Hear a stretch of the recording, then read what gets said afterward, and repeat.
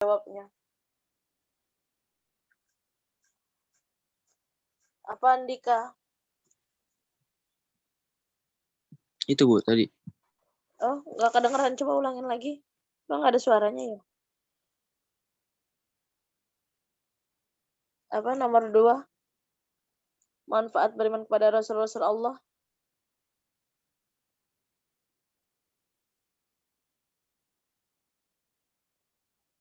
Kok nggak ada suaranya ya? Yang lain dengar nggak suara Andika? Enggak, Bu. Halo Bu, cek. Nah, itu kedengeran suara kamu, tapi kata kamu udah. Mana coba lagi ulangin.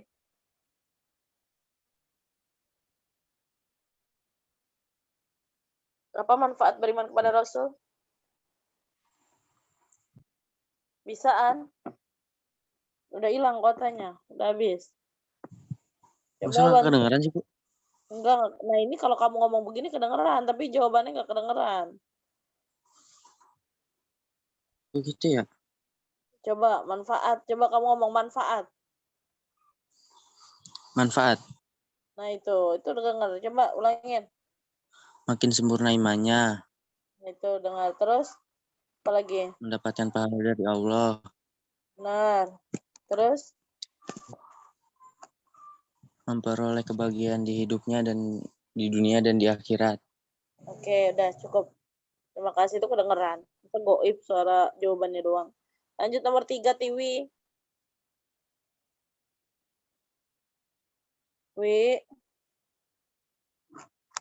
Tiwi. Ada Tiwi?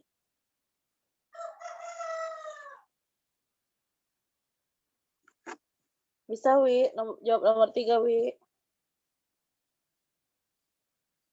Nah, Tiwi gangguan apa?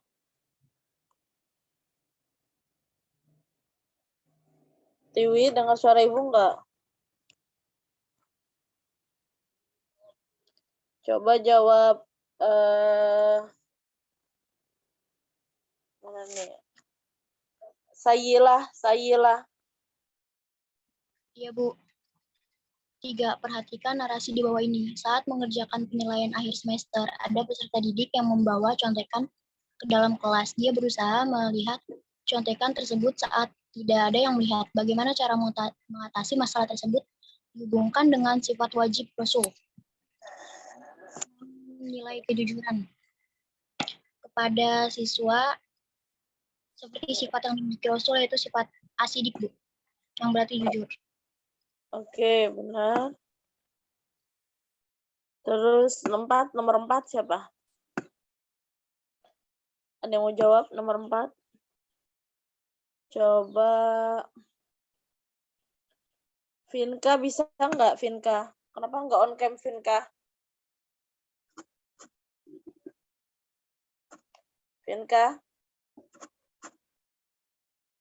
Vinka, masih hidup Vinka?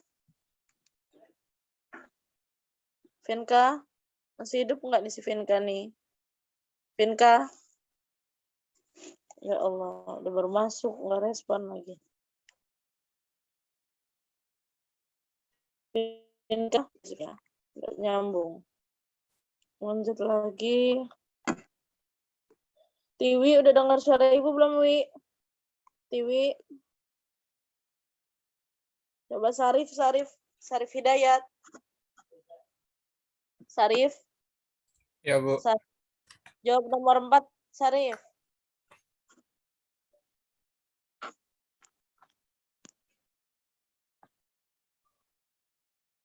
Bisa, Sarif? Ya, Bu, saya lagi baca, Bu. Oke, baca nak.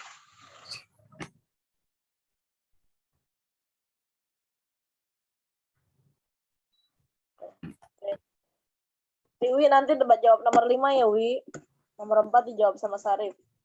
Ini di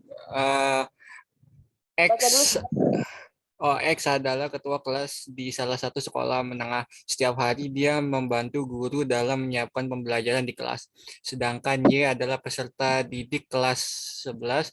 Orang tuanya menitipkan uang untuk membeli kitab suci Al-Quran. Ternyata uangnya habis untuk mentraktir temannya di kantin. Terhadap kondisi tersebut, bandingkan antara yang dilakukan X dan Y. X itu Gimana menurut Syarif? Bagus nggak tuh kelakuan X? X bagus, dia senang membantu. Yang Y tidak amanah.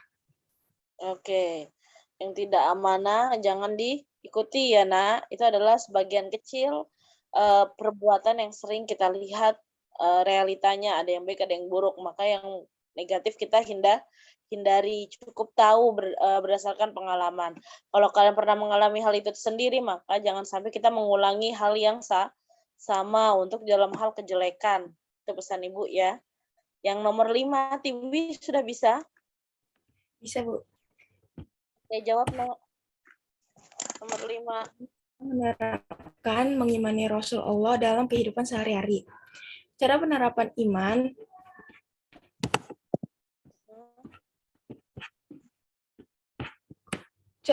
iman kepada Rasul dalam kehidupan sehari-hari itu bisa dengan meneladani sikap dan perilaku Rasul, serta juga bisa mengamalkan ajaran-ajaran dari Rasul.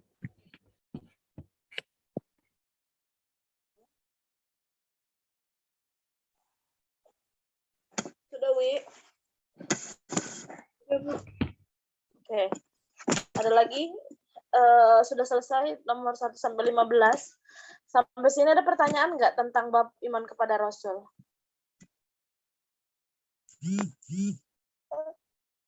Bab iman kepada Rasul ada yang mau ditanyakan? Ya, anak-anak IPA 7, ada yang mau ditanyakan bab iman kepada Rasul? Nggak ada? Paham semua? Minggu depan kita ulangan ya dari bab iman kepada Rasul dan bab sebentar, anak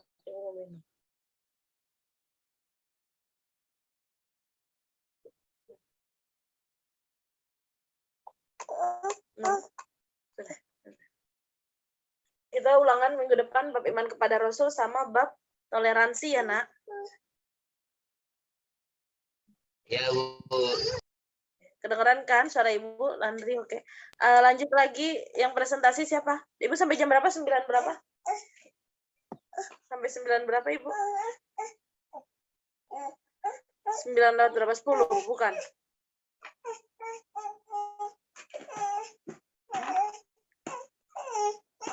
Ibu sampai jam berapa?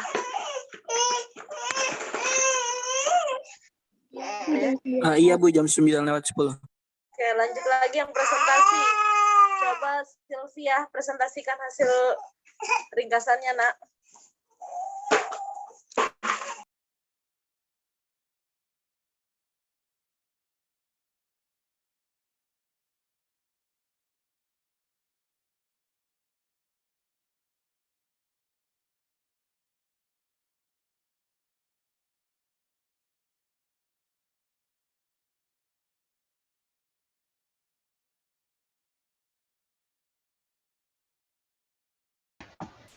Sudah kelihatan belum ya, Bu?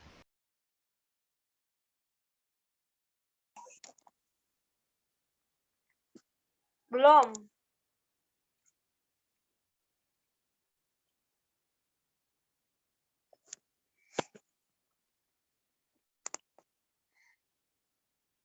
Bisa, Nak?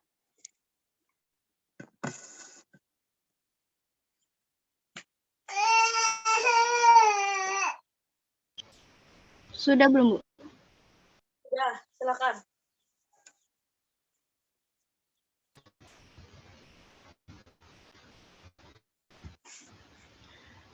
Bab 7, Rasul-Rasul kekasih Allah Subhanahu wa Ta'ala.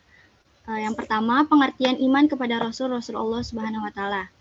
Iman kepada Rasul berarti meyakini bahwa Nabi dan Rasul itu benar-benar utusan Allah Subhanahu wa Ta'ala yang ditugaskan untuk membimbing umatnya ke jalan yang benar agar selamat di dunia dan akhirat. Rasul adalah manusia pilihan Allah Subhanahu wa Ta'ala yang diangkat sebagai utusan untuk menyampaikan firman-firman-Nya kepada umat manusia agar dijadikan pedoman hidup. Adapun Nabi adalah manusia pilihan yang diberi wahyu oleh Allah Subhanahu wa Ta'ala untuk dirinya sendiri dan tidak mempunyai kewajiban untuk menyampaikan pada umatnya. Keimanan seseorang itu tidak sah sampai ia mengimani semua nabi dan rasul Allah Subhanahu wa taala dan membenarkan bahwa Allah Subhanahu wa taala telah mengutus mereka untuk membimbing dan mengeluarkan manusia dari kegelapan kepada cahaya kebenaran. Hukum mengimani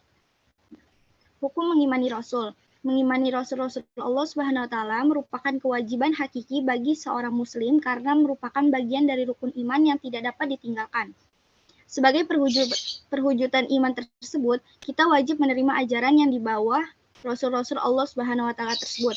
Perintah beriman kepada Rasul Allah Subhanahu wa taala terdapat dalam surat An-Nisa ayat 136 yang artinya, wahai orang-orang yang beriman, tetaplah beriman kepada Allah dan Rasul-Nya, Muhammad, dan kepada kitab Al-Quran yang diturunkan kepada Rasul-Nya serta kitab yang diturunkan sebelumnya. Barang siapa ingkar kepada Allah, malaikat-malaikatnya, kitab-kitabnya, rasul-rasulnya, dan hari kemudian, maka sungguh orang itu telah tersesat sangat jauh.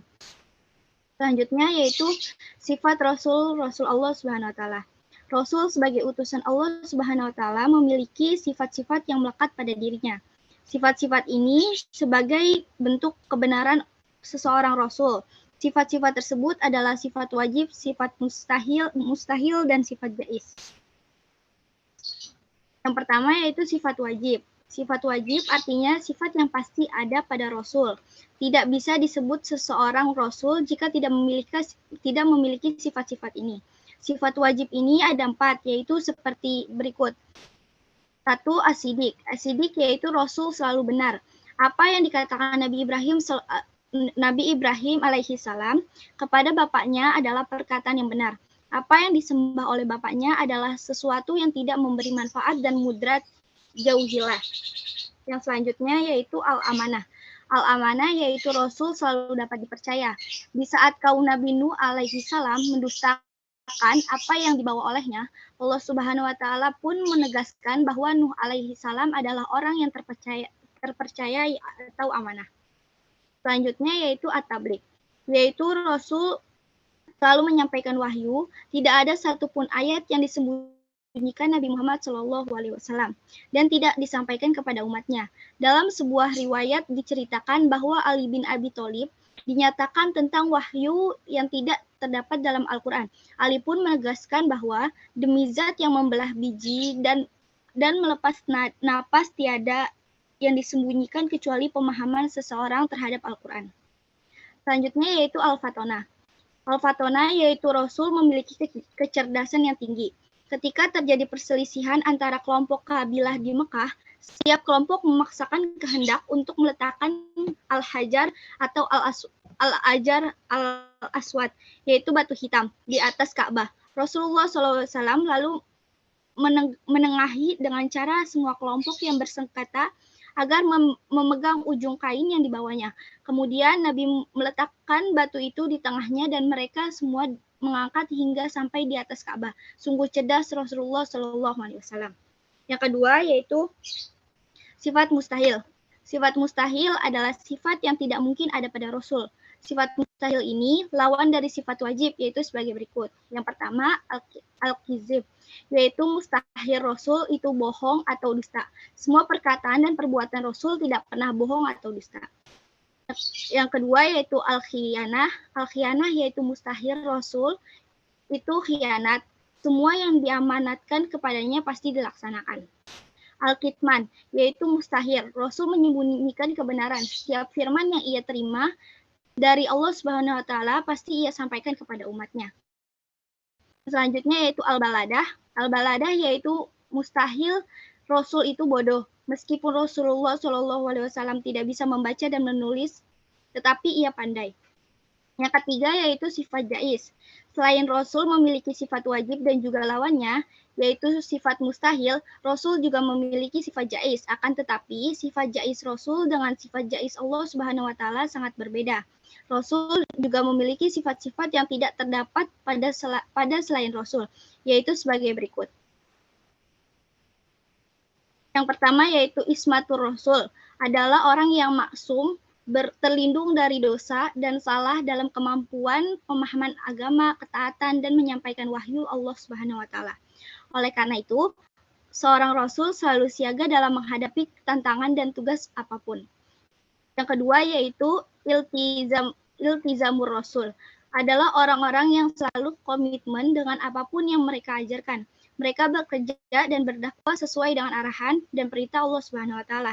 Meskipun untuk menjalankan perintah Allah Subhanahu wa taala harus berhadapan dengan tantangan yang berat, baik dari dalam diri pribadinya maupun daripada musuhnya, Rasul tidak pernah menjengkelkan pun menghindar atau mundur dari perintah Allah Subhanahu wa taala. Yang selanjutnya yaitu tugas-tugas Rasul Allah Subhanahu wa taala. Para rasul dipilih oleh Allah Subhanahu wa taala dengan mengemban tugas yang tidak ringan. Di antara tugas-tugas rasul itu adalah sebagai berikut: menyampaikan risalah dari Allah Subhanahu wa taala, mengajak kepada tauhid, yaitu mengajak umatnya untuk mengesahkan Allah Subhanahu wa taala dan menjauhi perilaku musyrik atau menyekutukan Allah. Memberi kabar gembira kepada orang mukmin dan memberi peringatan kepada orang kafir, menunjukkan jalan yang lurus, membersihkan dan menyucikan jiwa manusia serta mengajarkan kepada mereka kitab dan hikmah sebagai hujah bagi manusia. Yang selanjutnya yaitu hikmah beriman kepada Rasul-Rasul Allah Subhanahu wa taala. Pentingnya seorang muslim beriman kepada Rasul bukan tanpa alasan, didamping karena diperintahkan oleh Allah Subhanahu wa taala. Juga ada manfaat dan hikmah yang dapat diambil dari beriman kepada Rasul. Di antara manfaat dan hikmah beriman kepada Rasul adalah sebagai berikut: makin sempurna imannya, terdorong untuk menjadikan contoh dalam hidupnya, terdorong untuk melakukan perilaku sosial yang baik, memiliki teladan dalam hidupnya, mencintai para Rasul dengan cara mengikuti dan mengamalkan ajarannya, mengetahui hakikat dirinya bahwa ia diciptakan Allah Subhanahu wa taala untuk mengabdi kepadanya. Selanjutnya yaitu contoh penerapan mengimani Rasul dalam keseharian. Tentu saja kita bisa meneladani Rasul Shallallahu Alaihi Wasallam. Meski tak mungkin menyamainya dalam keseharian, berikut contoh penerapannya. Yang pertama, menjunjung tinggi risalah atau ajaran Allah Subhanahu wa taala yang disampaikan Rasulnya, melaksanakan seruannya untuk beribadah hanya kepada Allah Subhanahu wa taala, giat dan rajin bekerja mencari rezeki yang halal sesuai dengan keahliannya, terus berdakwah agar ajaran yang dibawa Rasul tidak sirna, selalu mengingat, memahami, dan berperilaku sesuai dengan tuntunan Rasul Shallallahu Alaihi Wasallam, melakukan usaha-usaha agar kualitas hidupnya meningkat ke derajat yang lebih tinggi.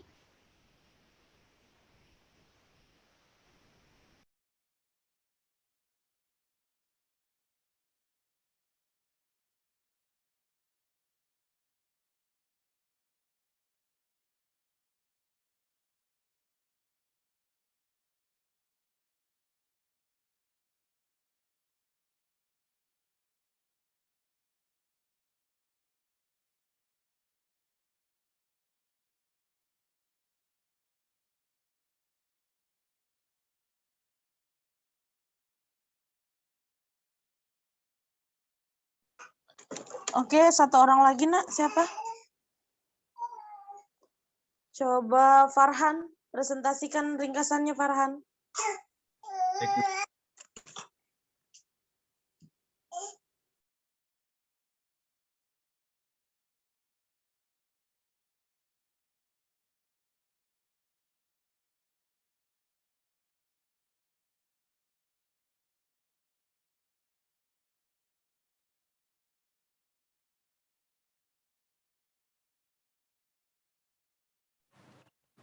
Sudah terlihat, Bu. Itu ya. Sudah, Nak. Silakan.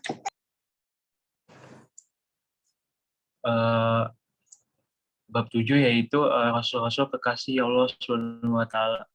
Yang pertama yaitu pengertian iman kepada Rasul-Rasul Allah Subhanahu wa taala.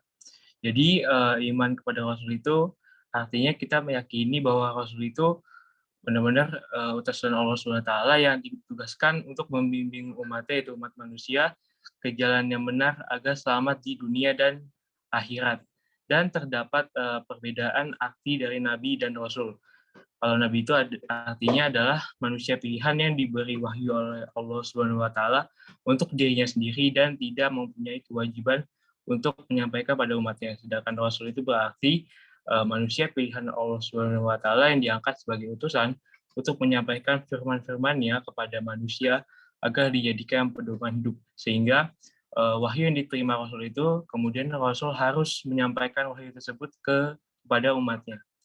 Nah, seorang muslim itu wajib mengimani Rasul-Rasul Allah Subhanahu wa taala karena iman kepada Rasul merupakan salah satu rukun iman.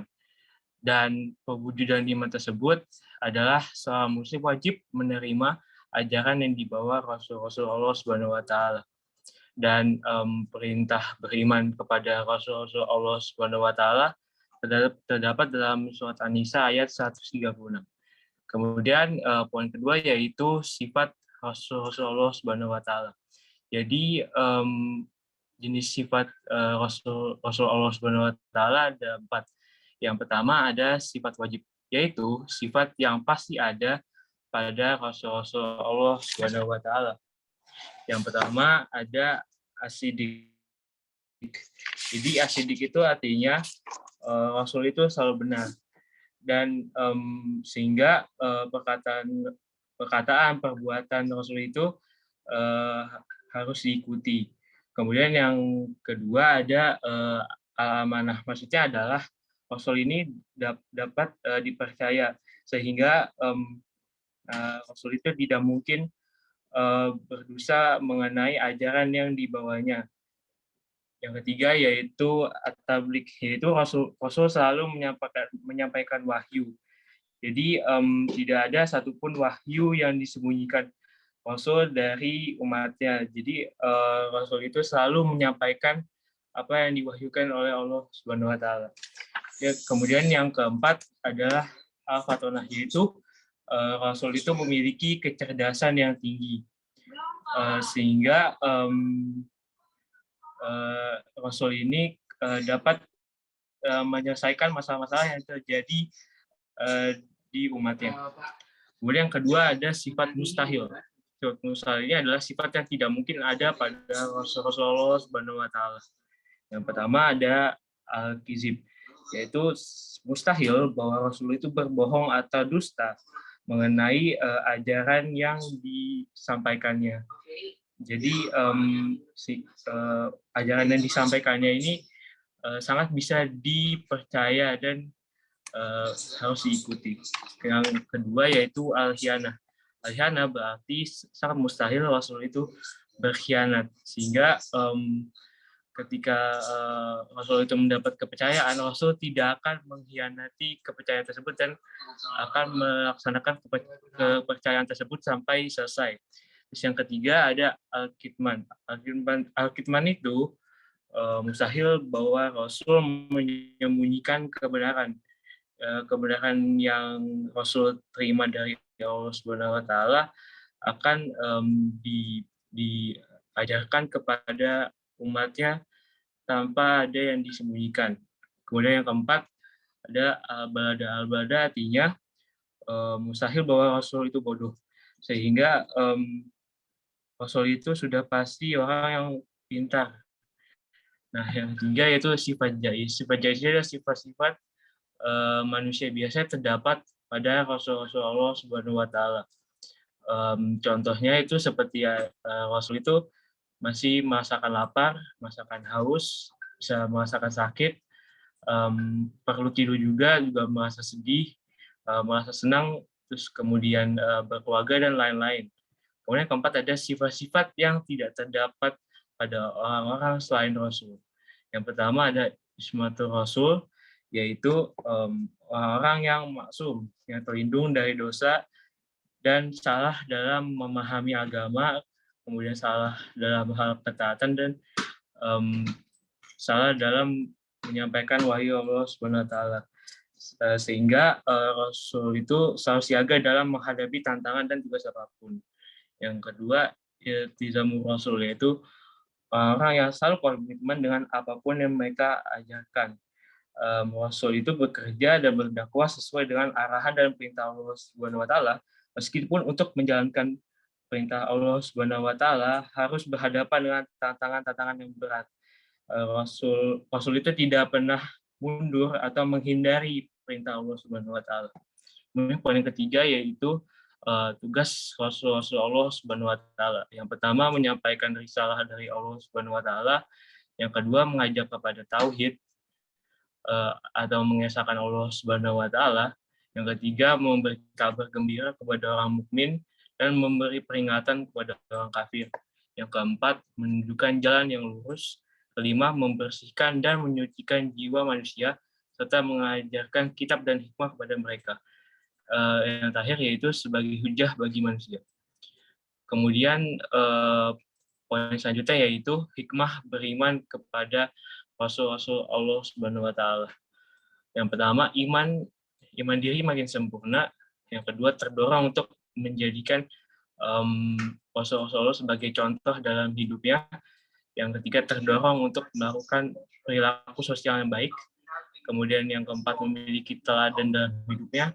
Yang kelima, mencintai para rasul dengan cara mengikuti dan mengamalkan ajarannya. Dan yang terakhir, mengetahui hakikat dirinya bahwa ia diciptakan Allah Subhanahu wa taala untuk mengabdi kepadanya. Dan poin terakhir yaitu perilaku mulia orang yang beriman kepada Rasul. Yang pertama, menjunjung tinggi risalah. Yang kedua, melaksanakan seruannya untuk beribadah hanya kepada Allah Subhanahu wa taala. Yang ketiga, giat dan rajin bekerja mencari rezeki yang halal sesuai dengan keahliannya. Yang keempat, selalu mengingat dan memahami serta berperilaku sesuai dengan tuntunan Allah Rasulullah SAW. Kemudian terakhir, melakukan usaha-usaha agar kualitas hidupnya meningkat ke derajat yang lebih tinggi. Contoh-contoh usaha tersebut yang pertama, memelihara dan meningkatkan iman dan takwa kepada Allah Subhanahu wa taala. Yang kedua, memelihara dan meningkatkan kesehatan jasmani dan rohani. Dan yang ketiga, meningkatkan ilmu pengetahuan yang bermanfaat, yaitu ilmu pertanian, perikanan, teknologi, dan lain-lain. Terima kasih atas perhatiannya. Wassalamualaikum warahmatullahi wabarakatuh.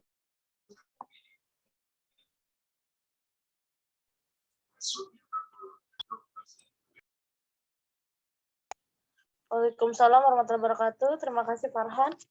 Oke nak, minggu depan kita ulangan harian pertama ya, bab toleransi dan bab iman kepada Rasul.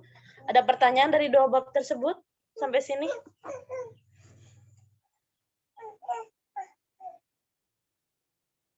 Tidak ada pertanyaan? Sudah paham semua dua bab tersebut? Oke, minggu depan persiapkan untuk kita ulangan harian pertama. Itu aja, cukup sekian dari Ibu. Kalau tidak ada yang mau bertanya. Wabillahi taufiq wal hidayah. Assalamualaikum warahmatullahi wabarakatuh. Waalaikumsalam. Waalaikumsalam warahmatullahi wabarakatuh.